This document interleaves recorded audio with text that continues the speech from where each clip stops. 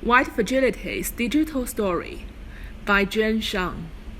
This book allows us to understand white fragility is characterized by emotions such as anger, fear, and guilty, and by behaviors including argumentation and silence. These behaviors, in turn, function to reinstate white racial equilibrium and any meaningful cross-racial dialogue. In this in-depth exploration, Robin DiAngelo, using knowledge and insight gained over decades of running racial awareness, coined the term white fragility in 2011 to describe this process, and is here to show us how it serves to uphold the system of white supremacy. The book examines how white fragility develops, how it protects racial inequality, and what we can do to engage more constructively. White fragility is a form of racial control and it protests white dominance. The defensiveness is rooted in the vast but widespread belief that racial discrimination can only be intentional. White fragility refers to the stress white people feel when confronted by problems related to race, as well as their efforts to maintain their sense of racial equilibrium. Put differently, white fragility refers to the patterns of perceptions and behaviors exhibited by white people that function to maintain and reinforce systematic racism. Racism is a white problem. It was constructed and created by white people, and the ultimate responsibility lies with the white people. For too long, we've looked at it as if it were someone else's problem, as if it was created in vacuum. To understand racism, we need to first distinguish it from mere prejudice and discrimination. Prejudice are thoughts and feelings, including stereotypes, attitudes, and generalizations that are based on little or no experience, and then are projected onto everyone from the group. All humans have prejudice. We can't avoid it. Discrimination is action based on prejudice. These actions including ignoring, exclusion, stress, ridiculous, slander, and violence. For example, if hatred is the emotion we feel because of prejudice, extreme acts of discrimination, such as violence, may follow. If what we feel is more subtle, such as mild discomfort, the discrimination is likely to be also subtle. When a racial group's collective prejudice is backed by the power of legal authority and institutional control, it is transformed into racism. Racism is a structure, not an event.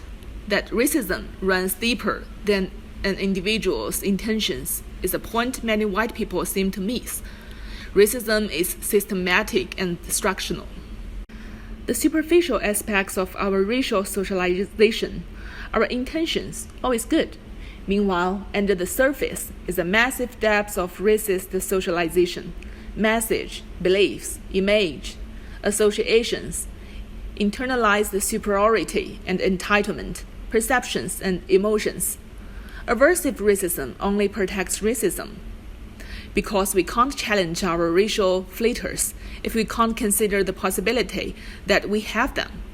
White student racially conscious behavior, acting overly nice, avoiding contact, crossing the street or not going to a particular bar, mimicking black mannerism and speech, being careful not to use racial terms or labels, use code words to talk negatively about people of color, occasional violence directed to people of color, a pillar of white fragility, the refusal to know. Graham observes that inclusion is difficult to define and is often conceived of as a journey or process, and that the outcome of inclusive education should be an equitable and participatory learning experience and environment that best suits all students' requirements and preference.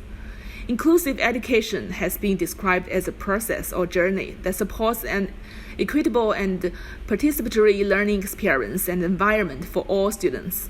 Although the concept of white fragility are not necessarily aspects of inclusion that immediately come to mind, there are many 21st century students with complex learning profiles who have experienced, either directly or indirectly, To learn to identify the hidden signs of racism behaviors, emotions can correct it as early as possible, then to create an inclusion classroom. Unlike America, a melting pot, Australia has practiced what was known as white Australian policy as part of the denial of rights of others than the white inhabitants of Australia since 1929, when Australia officially became a country to a very long time after. The first relaxation against the rights of Chinese citizens to even visit the country, let alone become citizens. Such an arrogance of white population history caused today many people, especially elders, didn't recognize the deep irony of the white Australian policy to nowadays more and more inclusive society. What can and should white educators and students do to become effective allies of people of color in schools? Have the hard conversations. For example, consider this racism skill. We all have to understand better what racism, allyship, and ultimately being an abolitionist look like.